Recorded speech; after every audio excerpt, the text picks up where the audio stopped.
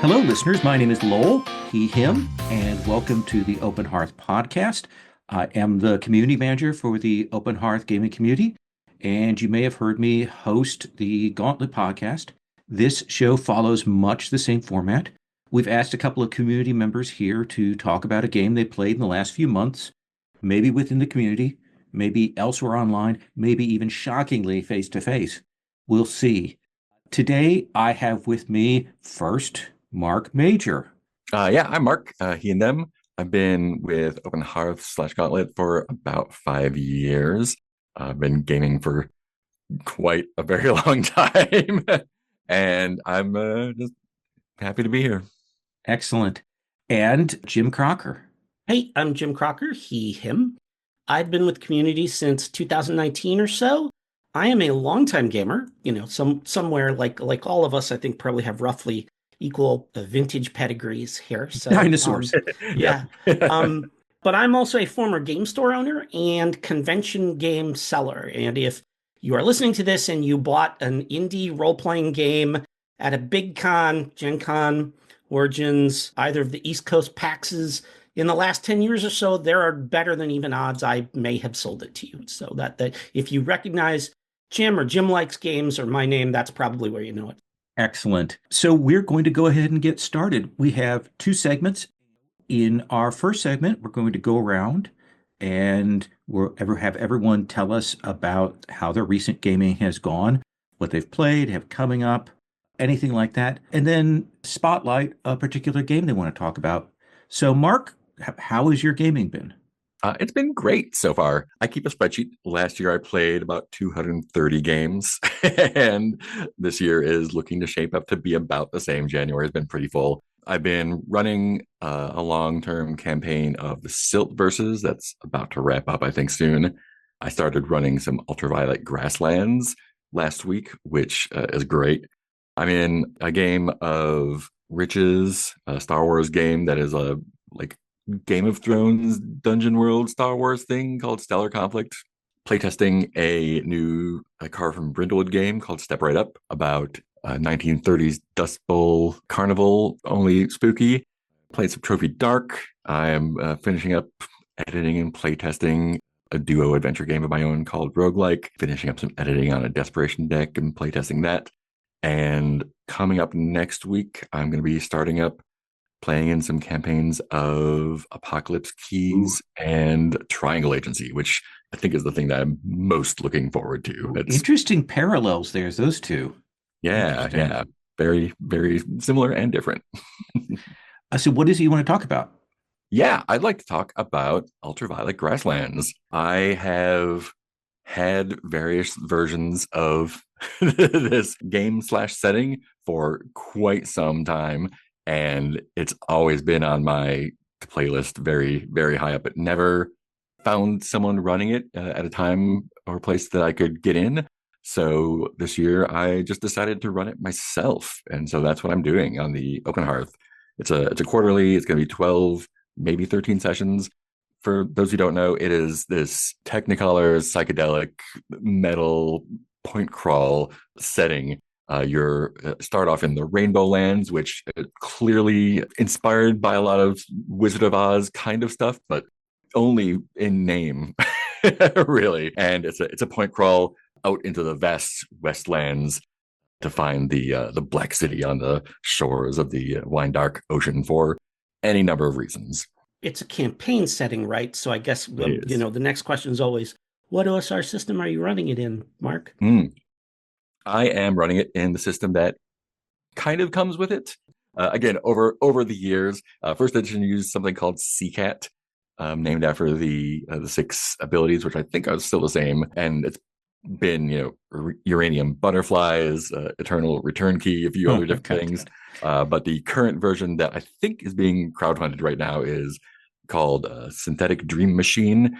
And we made characters out of the Vastlands guidebook, kind of like the most standard of all of the wild options available. But still, we're starting off with a vampire bio barista, a narco engineer who hears voices and works in people's dreams and has a sentient donkey, an advertising wizard from one of the Emerald City adjacent cities, and Chaz, who is a another barista who dropped in from our universe, who is a time-lost leisure maximizer who went carousing and met a gorilla who's now their accountant. And that's like the most vanilla version of the characters available in the default one. I know folks have run using Black Hack or any whatever OSR systems. I wanted to kind of stick close to what comes with it because I've been curious about it for a long time. It's real light system-wise, and I think a lot of stuff that is built into it is really evocative and appropriate for the setting. So I wanted to give a new system a try. We've only played one session so far. So we went through and made characters together. So everyone kind of knew each other and had relationships and whatnot. We got them set up in the starting location, which is the Violet City on the Circle C, where in the Rainbow Lands, where all the civilization is. This is kind of the western edge of civilization. Got them kind of set up, did some paint the scenes to just kind of flesh out the city, who they are, why they're there, where they've been hanging out in the city while waiting for the caravan to take off, and meet some characters there.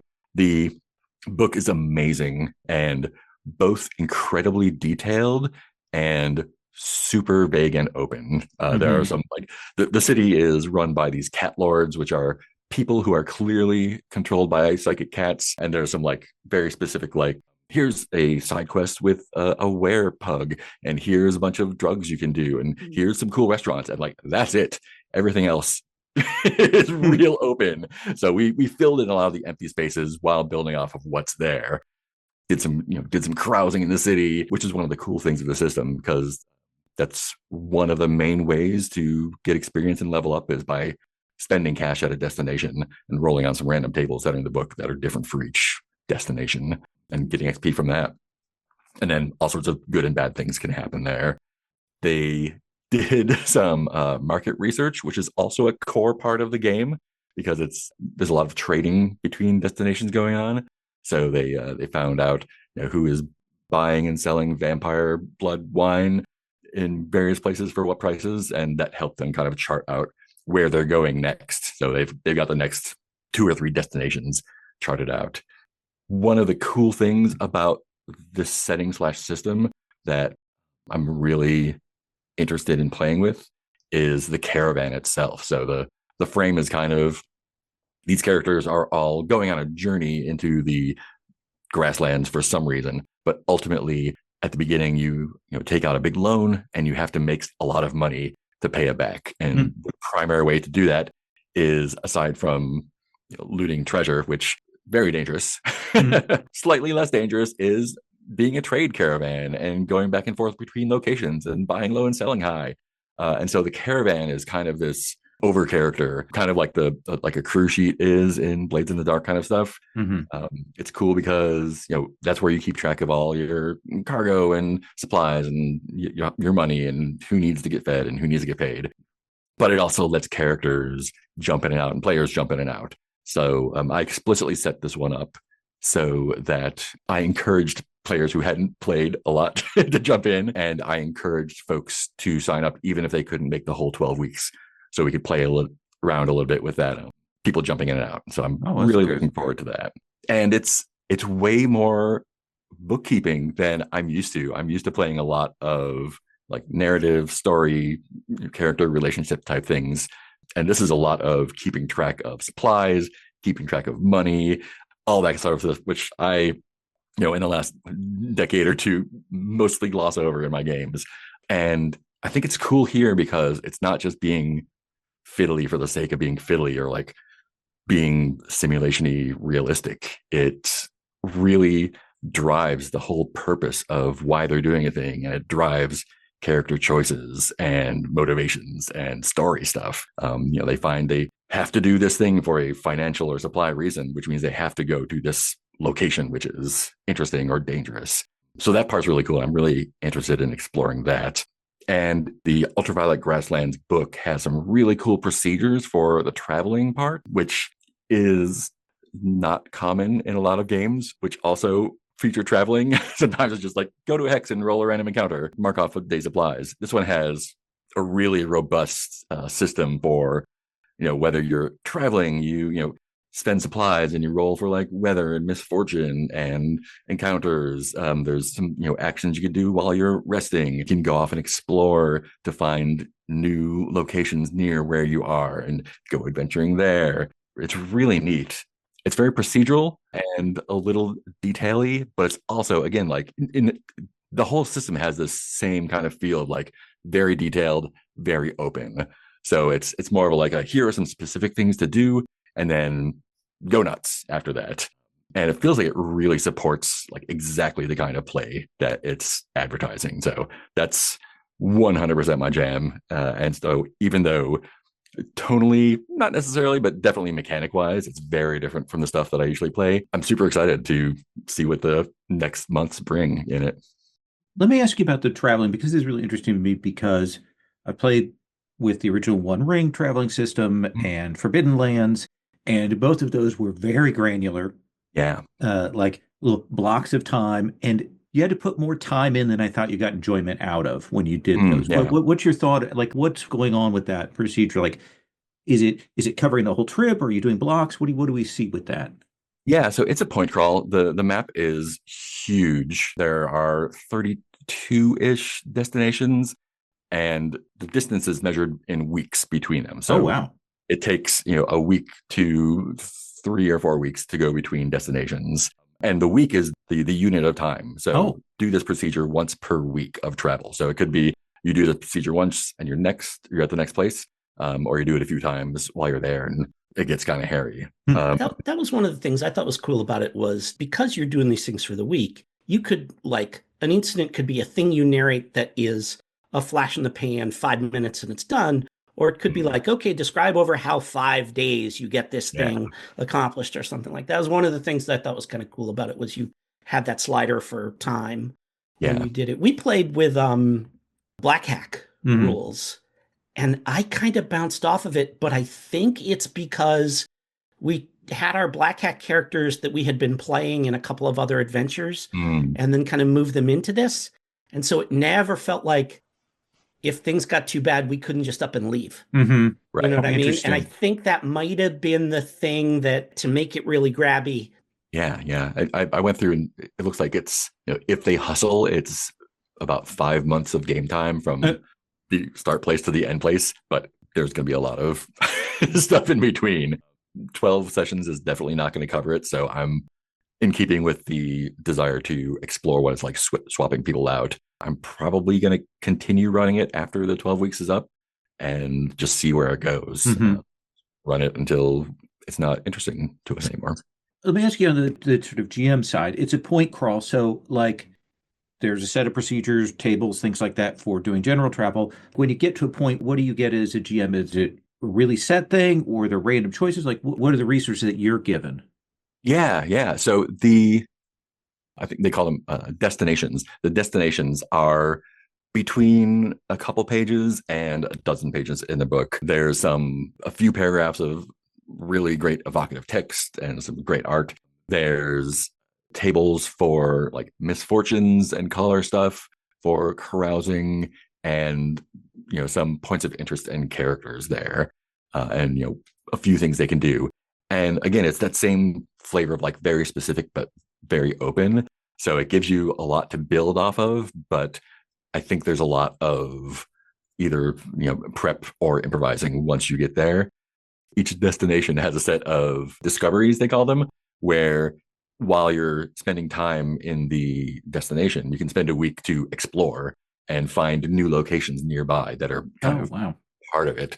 And those range from like, there's a weird guy out there selling sticks or whatever, to here's a whole like mega dungeon inside this moon that is floating a couple 100 feet off the ground that you can get to by putting up a ladder and jumping. And you could probably spend the whole 12 weeks in one of those dungeons. So it's wildly different per destination. Again, like lots of evocative stuff to build off of, lots of room to add your own stuff in there. I saw someone else who had run it out when I was doing like research for it. They had taken the Trilemma adventures and kind of taken the first book of those and located them each on the big long map. So to give extra like places to explore and discoveries and stuff. So that's an interesting idea. It's rattling around in there. That sounds great. I mean, it's super cool to see something leaning into the open table. That's great. Yeah, I'm loving that. So let's go to Jim. Tell us how your recent gaming was. Right now, what I've got ongoing includes a run of my own work in progress X Capes, which is a card from Brindlewood game about middle-aged retired superheroes getting dragged back into the life of being a cape, or maybe just not wanting to, having given that up in the first place, depending on how the characters broach it and stuff like that. But this is a kind of a thing that's been a project for me sort of off and on over the last couple of years, and we're having a lot of fun with it. Like, I'll kind of walk away from it for a little while, maybe get a little discouraged, but then we sit down and play it, and everybody's like, you got to finish this thing. Also, the fact that somebody mentioned it in our Open Hearth Game of the Year thing is like, this is the best thing I played this year. I'm like, Christ, okay, now I gotta. You got to get an itch page up so people know where it is and they can follow your progress. Pre-order we it. can link to it. And start working on it instead. Like, whatever. Put the most basic bare bones of an alpha into something that's actually playable. One of the things that folks are doing now that isn't a thing that I would have thought to do it before is they just go, yeah, if you know how to play this game, then we're going to leave all that stuff out of here and just give you the bits that you can do. So we've got that going. That's my Sunday morning gig. I'm the master for an ongoing game of Die that's using the Bizarre Love Triangle hex style crawl that Kieran set up. That's kind of one of those starter scenarios. About half a dozen sessions in, and I expect that'll probably run about 24 sessions in total. I'm a player in Daniel Qualls' Crimson Skies inspired mid-century pulp pastiche that's called Last Flight of the Narwhal. Oh my gosh. Which is delightful. It's AU with a flooded Earth, and so everybody's flying around in planes with maglev aircraft carriers and dirigibles and the Empire of Japan and holding the Pacific and stuff like this. And, like late 30s pulp era. We're really, really enjoying that. We've just met dinosaurs we just ran into our first dinosaurs in the last episode. So that game is like right in my sweet spot. That's right where I want it to be. I'm really enjoying that immensely. I'm emceeing a campaign of Masks. Some friends of mine were like, we've never played Masks before. Would you run Masks for us? I'm like, in my sleep with my hands tied behind my back, I could run Masks for you. And they just wanted something pretty traditional. So we're having a, very kind of Teen Titans, Young Justice flavored crazy superhero kids getting into their, romantic antics and stuff like that. That's another thing where we're half dozen sessions or so in, and I expect that we'll play somewhere 18, 20, something like that. I'm playing a mini campaign of Wildsea. That's that weird fantasy game of far future treetop sailors in chainsaw-powered boats, which is every bit as cool as it sounds. Finally got someone to run that for us. That's a kind of a little short thing that's probably going to be done in 2-3 sessions. And literally today, just this afternoon, I played in a fun one-shot of Card from Brindlewood mystery that Mike Ferdinando, who is a regular member of a couple of communities I'm in, including Open Hearth, he hacked together Journey to Babel episode of Star Trek. And I got to be JTK, and we had so much fun with it. It was delightful. Gav the Tellarite gets shanked because nobody likes that guy. And then we all, like I was Kirk, and we had somebody else playing Spock and McCoy and Yeoman Rand. And that's really clever. We all got together and ran our procedural stuff and solved the mystery. It was very fun. Somebody turned out to be half Orion, which is why they weren't showing up on our medical scanners. We just had a blast with that. That was a really fun way to spend a few hours this afternoon. Awesome. So what game do you want to talk about today? So today, what I want to talk about is Tomb Raider by Ray Najani, which is currently in development at Evil Hat Games. So I'm going to state upfront that this is a work in development, so you can't play it at the moment. But there was an extensive open-ish playtest. I was able to get a hold of that along with some of my friends. I ran one of the adventures twice as a keeper, and I played in a different one as a player. So this is all through that lens, right? With a full understanding that everything I say here is subject to change, and knowing Ray, improvement. Like, he's very serious about taking feedback and incorporating into, everything that he's doing and what's going on.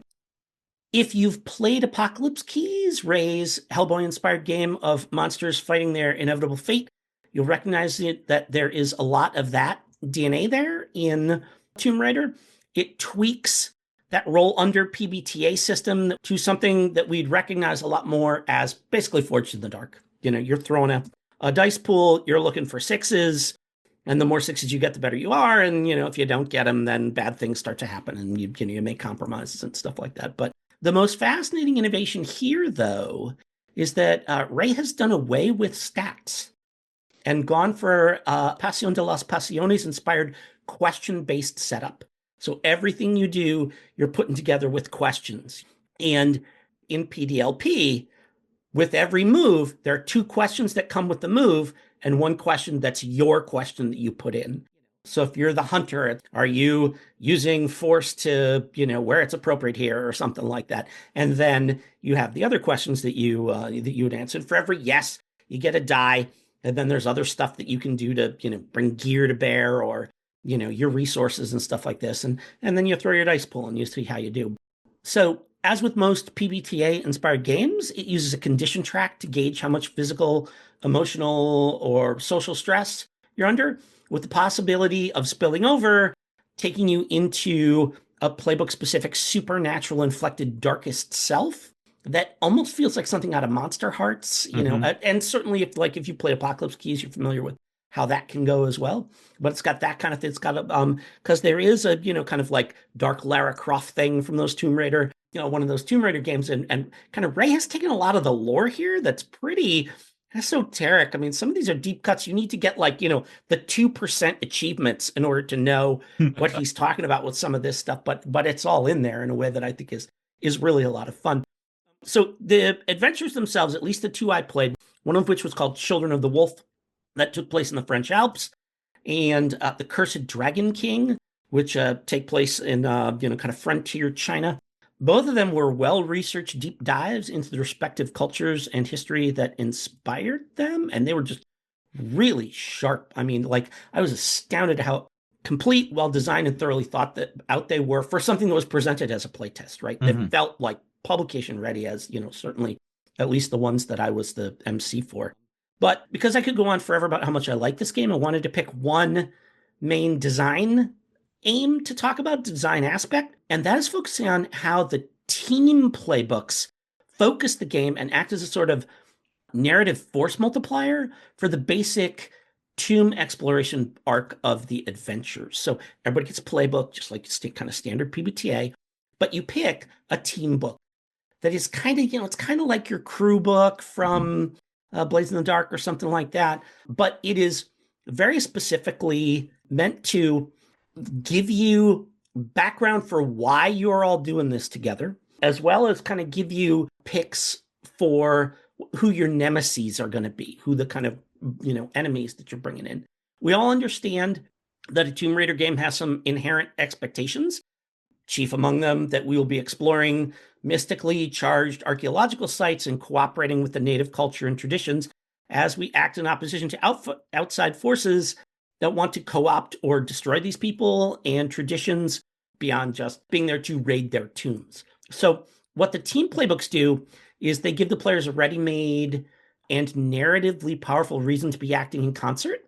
So are they former Society of Raiders members who want to reform that organization's imperialist origins? Are they fighting a vast global conspiracy, seeking to add these artifacts to their power structure, like something out of Assassin's Creed, right? Something like that. That's just a couple of possibilities. There's some other ones, including you're all exiles from Atlantis who are trying to, gather your Atlantean stuff back together and keep it out of the wrong hands and stuff like that. But the choices that you make with those playbooks, they don't only lock in some special moves that reinforce them. Each of the playbooks comes with moves. And in particular, everyone has a custom downtime move that you can use instead of just using your personal downtime move. And those are pretty great. But it gives you structure for whom or what your nemesis, which are the broad opposition that you're going to face, what those are going to be that are not specific to the adventure. They're something you are bringing in with you to that situation. I love it because there's this elegance and genius to that plugin model, because the adventure itself tells us where everything is happening and who the local players are and what the situation is. It kind of gives you your static situation that, that you and these other foreign entities are going to come in and disrupt. So instead of saying, and here's the enemy in this situation, Tomb Raider steps back and lets you import them. The players bring the enemy with them rather than, just having them kind of dropped into a situation like it's a D&D module or something like that, and there's a necromancer down in the bottom of the place. No, the people that are the problem here is the people that are here in part maybe because your interest in this place drew them here and you're kind of intertwined with them and stuff like that. And not only does that ensure that we're deeply invested in the opposition in a way that someone like that I would just introduce as the MC as an adventure-based villain might not be, but it also subtly underlines that we're here to help, and we have to help in no small part because we're connected to those forces that are bringing disorder to these places, right? Usually it's someone asks you for help. You get there, kind of a la Apocalypse Keys. But then when you get there, it's like, oh, these people who we've been involved with all along, they're also here causing trouble. I love the way that works. Like, we owe it to the folks in residence there, because no matter how much we want to play the good guys, we're also strangers here. And we're implicated, not necessarily in an ugly way, but that we're responsible for what happens there because of our connection to these people that are bringing these problems. Because while the locals have history with the area, what we've got is history with the people messing with the locals. And that's what kind of draws you into it. And just, it's so smart the way that he's done it. So you get that structure of the adventure and the locations and who the natives are and who you're dealing with, and, and these kind of, mini tombs that you have to solve before you can get to the, the final tomb, a la exactly the way the video game works. But it draws us into it because we've spent time in that playbook creation going, oh yeah, and we've got a mat on for this guy, and he, whatever, like, this is the terrible effect he's had on my life, and this is why, I'll always have nightmares and stuff. And it's like, oh yeah. So when you get there, you can see their helicopters landing at the top of the hill, by the way. So now here you go. And it's just, it's really fantastic. In practice, what it meant was that my 2 separate runs of Children of the Wolf, I ran the same adventure twice. They were wildly different when we ran it the 2 times. The different nemeses and the different spotlights on which local people and places were most compelling to the PCs that delivered some really unique stories that still felt grounded in the adventure material. And that's the real, whatever sleight of hand Ray is doing there, like whatever magic trick that is, that's what it is. That no matter how much you kind of remix all this stuff, it's grounded in that adventure material that they present to you. It just inextricably grounded. It is an impressive capstone to what Ray has been working towards with his earlier designs. You can see DNA of all that kind of stuff mixed up in there. And we had a fantastic time with it. And I could not be more excited to see the finished game come out. Hopefully later this year, we'll see. It's so good. I think the team playbooks, like, there's so many pieces of tech in here that are dynamite. The adventure design is brilliant. It's great. And the way that the puzzles are handled in the tombs are worth stealing for everything. 100%. Any kind of story game where you're facing puzzles or challenges, or dungeons, it's really good. I played in in one of the Children of the Wolf run-throughs. Yep, Marc was in one of those runs. 8-ish episodes. I'm curious. I don't remember exactly what happened with our nemesis at the end, but I'm curious. So the nemesis attached to the team book. If you were running through more adventures with the same team, how the nemesis carries over through those.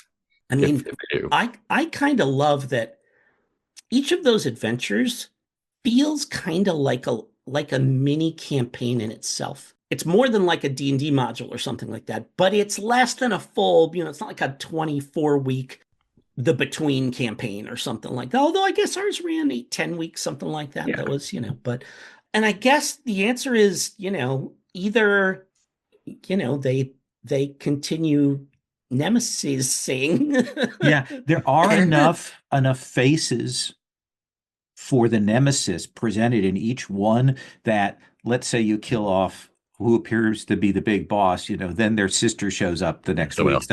Yeah, like it is richly written on that score. Yeah, and there's all kinds of magical crapola going on where, you kill him and you pull the mask off his face, but you don't realize that one fleck of jade still remains on his cheek. And so, it's going to take him months to grow that body back, but eventually, you can do all that kind of thing, whatever you want with it. So, yeah, it's super good. And maybe if you do take that nemesis down, then that, you fold that into the story, because you're supposed to kind of make sure that there's two sort of operating at the same time. And I really like to do the thing where like one of them is a big organization and the other is some, kind of lone badass, right? Like some, artifact toting megalomaniac or something like that. Somebody really scary. And that's, and that works out pretty well that way. I think that was how we did it in ours. Yeah. So the teams seem like they're really tightly knit. Yeah. And great. Like kind of thinking about like the inspiration from Blades, or even like the caravan thing, like it doesn't feel like they necessarily allow the swapping out of characters or like people coming in and out, and more like kind of like how in Blades, like the crew is really like the main character of the game. It feels like the crew is still there, the gang is still the same kind of like main character, but they feel like really tightly tied to the people who are currently in it. And yeah, it's interesting. Yeah, and I don't know that that's necessarily a feature or a bug. That's just a question of style and taste. A different thing to like. Yeah, I can imagine different ways that you could use those hooks if you had to bring in a new character. That would be really fun. So I'm going to go now, and since I'm probably going to be on a bunch of these episodes, hopefully we'll get some other people on here. Today I mentioned the games I've played in the last couple of months. I did a couple of sessions of Bounty of the Week with Rich running, so we got a chance to kind of try that out, though not fully because, of course, holidays will kill you. But really enjoyed like what they have done with tweaking Monster of the Week for that. I like that a lot. I've also played Die, running a campaign of Die as You Are with kind of default base structure, but with some tweaks to it. And we're about, I think, 9 sessions in on that. And that's been really dynamite. Just recently, I ran 2 shots of Kingdom by Ben Robbins. I've forgotten how much I love Kingdom. I think Kingdom is really dynamite. And the second edition cleans up a lot of the things that were kind of speed bumps in the first edition play. So it's solid.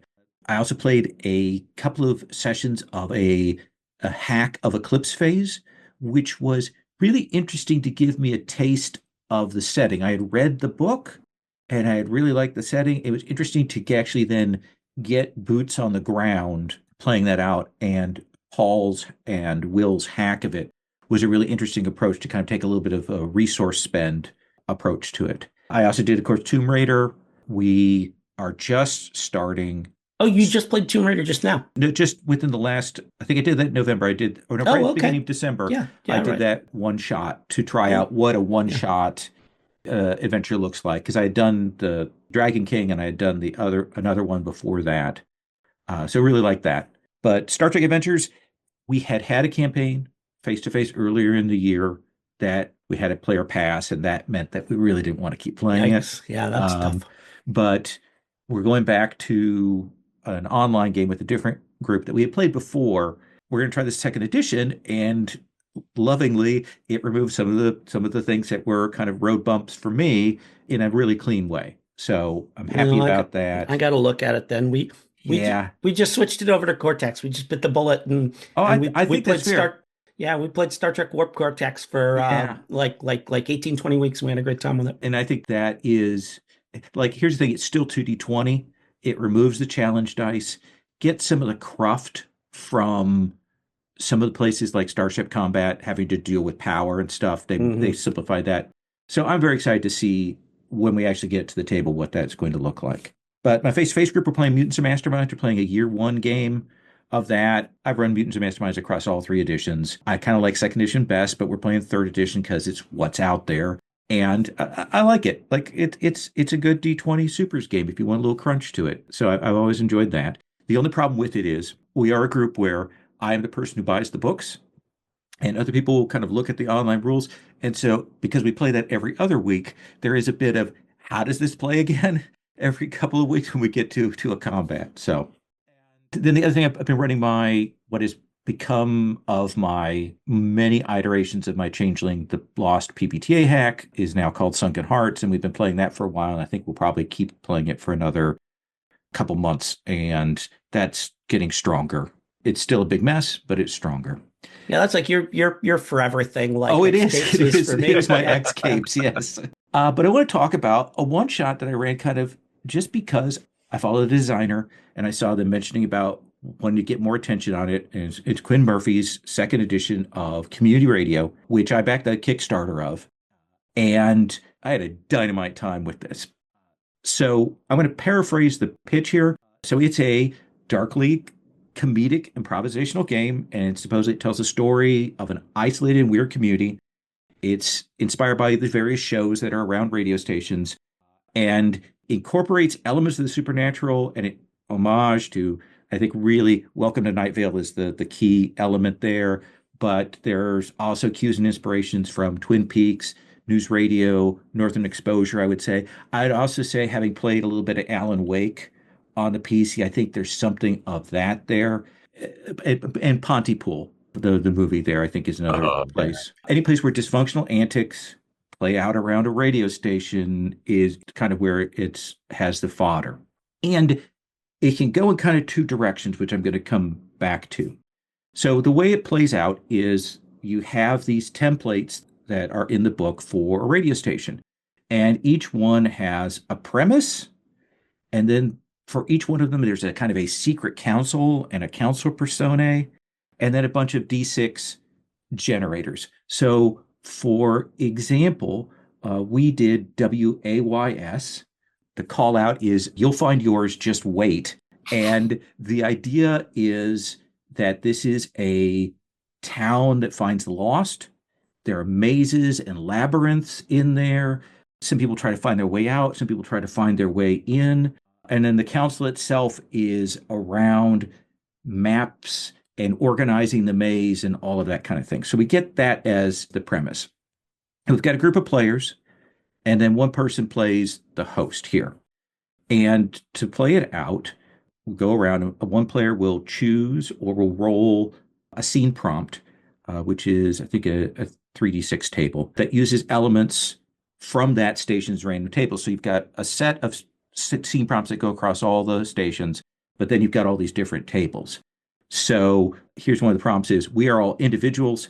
An innocent person stumbles on a secretive cult that worships a strange item in place of interest. What is it they want? So we've got this prompt. So the player gets this, and then they can pick from the tables, or they can roll the things and get them. And most people want to roll because they want to see what craziness will arise from that. And then they say, hey, why don't you be in the scene? Why don't you be in the scene from the other players, and kind of give that. And once we kind of got that chosen, they have 2 minutes to talk and plan about what they're about to do. And then the host goes, boom, cuts the timer and goes, okay, play it out.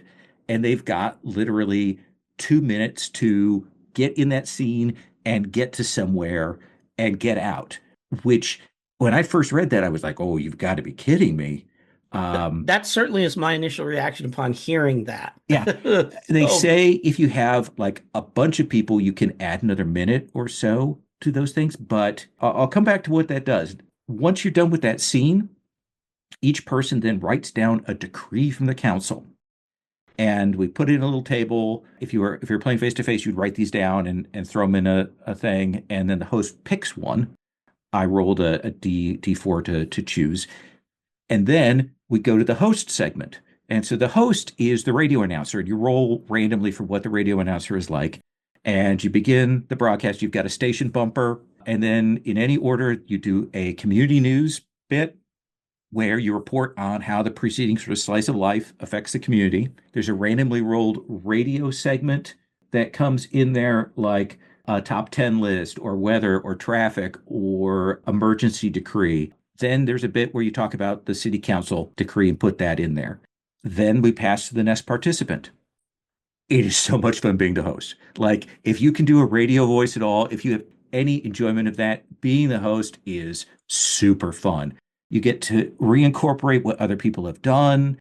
You get to add in weird stuff. And there are some of the prompts that draw the host in other ways. Like there are a lot of back and forth. It is great. I really, really loved it. Like it's a real ego feed. It's a diceless game with a GM, kind of. And you could do 4 players. Like if you had a table of 4 players plus a host, you could do 4 and then switch off and have another person do the host. And I think it would feel as good. The timer worked. Like I was shocked. It really focused people in.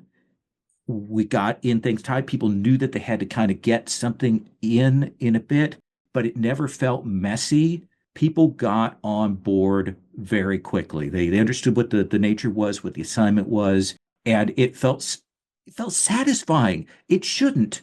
It's just 2 minutes. It shouldn't feel as satisfying as it did, especially because one of the things is that one of your objectives is kind of, I want to mention things from earlier and reincorporate those things. And you have a lot of stuff to work with. So we did 8 of those. We did 2 rounds and we were done in under 2 hours, even with setup and explanation. And we built up a ton of stuff. Like by the end, we kind of got some resolution on a few things and things had snowballed in a really interesting way. It's really cool. The one thing that it does that I really love is there are the weird stations. These all start with the W's. And so you've got a station that's WESP where it's a town of psychics. But then equally, you have a set of creepy stations. And these are the more of the darker. Those are the K stations, right? Yeah, the K stations, exactly. So KASH, it's a town where the crematorium has exploded and there is has been this nonstop raining ash. It's a very Silent Hill kind of thing that's coming down and it's dark and stuff. They're very well written. Yeah, it's just starting to get into like your Five Nights at Freddy's or something. Yeah, that kind of thing. Yeah. The tables that Quinn has put together are great. They're all distinct. They all really provide some evocative things. And in the way the best tables, they provide some stuff that you go, oh, that feels inevitable. And then you're like, okay, that's really weird. Why is that on that table? And I love that. There's some real care and love that has gone into that. And I can see where it'd be super fun to come up with your own stations there. One of the things I wonder, thinking about that, hearing you describe this, Lowell, is whether the secret sauce there might not be 2 minutes to plan, then 2 minutes to execute. Because if it was just like, okay, you've got your 2 minutes, go, then that's like having that first 2 minutes start the timer, and then you got to but that's your prep time, and then you're hitting the ground running. That feels like how long that is. Exactly. Yeah. And it gives you that first run through so that you know exactly what 2 minutes feels like. But that chance to talk about it for 2 minutes and then go for 2 minutes. That's much less intimidating to me than, all of your turns are limited to 2 minutes, like that kind of thing. Yeah. Yeah. I'm a big fan of that. Like the time limitation in role-playing game things that I know I've seen other games that do that various lengths of time. I can't think of which ones they are off the top of my head. But yeah, that's like restriction of time, I imagine, is quite stressful for some people. But for folks with improv background, it's a really nice restriction because people can go on for a while, and it's a cool piece of technology. I love it. Yeah, I think everything about it is great. It's a second edition. It's cleaned up. It's available in PDF. I think there's a physical version. It's great. I highly recommend it. If you're looking for hey, we want to do a one shot, I want to bring in some new players. Maybe they have listened to podcasts that have these kinds of things. I think it's a great game. Great party game, a great fun game. It could be a great sidebar to some really weird world building in other games. Like, I would love to do one and then have the Apocalypse Keys team arrive in the town for it. So really enjoyed it. Listeners, we're going to move on to the second segment of our show.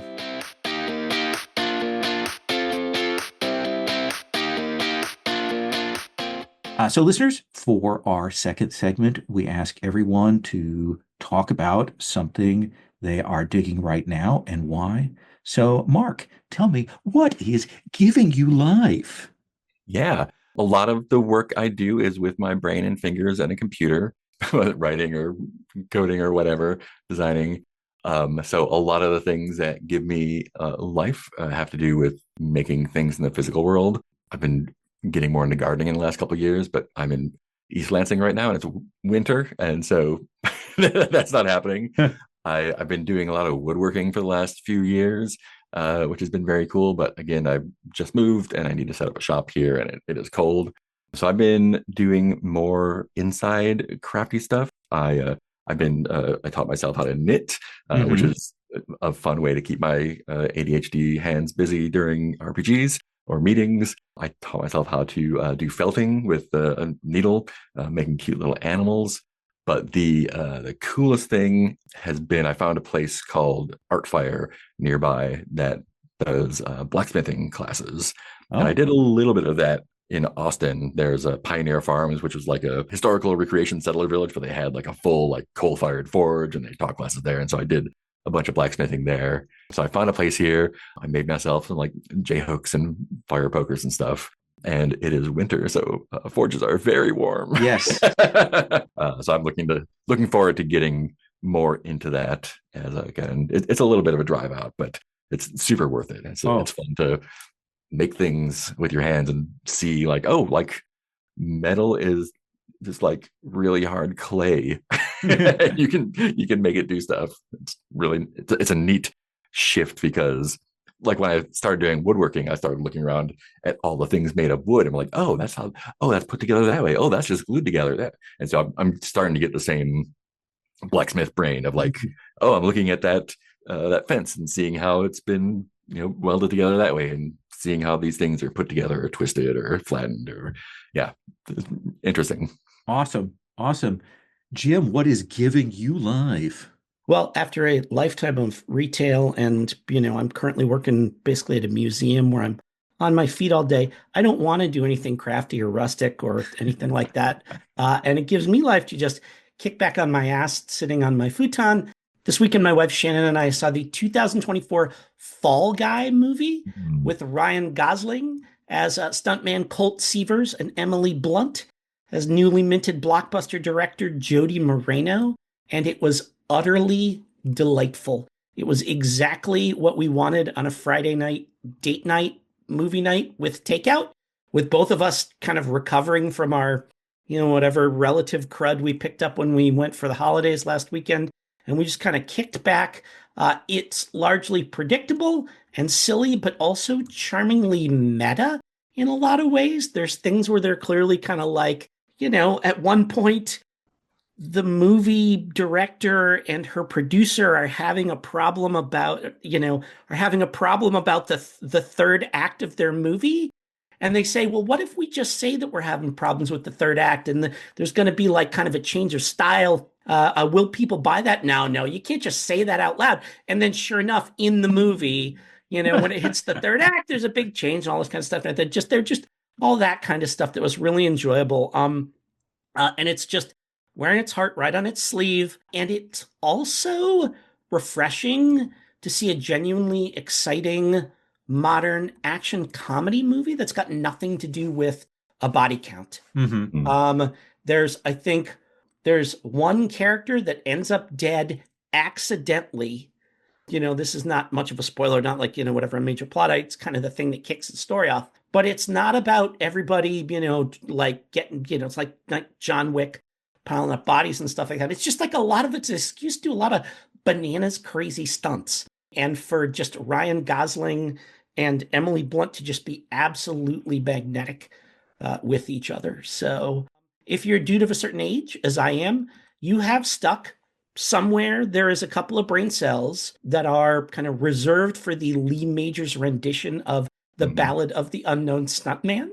And this brought it roaring right back to the front of my consciousness. Everyone involved seems to be having a gas. There's what feels like genuine earned chemistry going on with Gosling and Blunt. And I cannot recommend it highly enough to the rom-com loving Passiones de las Passiones players who are listening to us right now. Maybe, there's like a sideways Hearts of Wallin thing that I could see doing with this too, turning it into. But it was delightful. We went into it expecting a trifle, and it was a trifle, but it was a delicious trifle with the rich, creamy center. So we had a great time with it. Awesome. For me, I started rereading a series that I had read the first book of like a long time ago. That is the Rupert Wong Cannibal Chef, which is by Cassandra Khaw. And it is about a person who is caught up with gods and monsters in Kuala Lumpur, and he's trapped as essentially this chef to horrible monsters, but he's also mixed up with gods. And he has a ghost girl who's in his house, and it's great. Like they're really short, they're tight, they're gory and visceral and really beautifully written for what they are. Like really solid. Like if you're going to run Apocalypse Keys, I think you should read these books. The second book shifts to London and has a different pantheon that Wong is dealing with, and things get weird. It's a great series. I had only read this first one, and now I finished the second one. This time I'm going to read through the whole series, and then I probably going to try to read everything else by Khaw. It's dynamite, just absolutely dynamite, and so fun to read between going, ooh, I want to steal that, and ooh, I'm flinching, and all of that kind of stuff.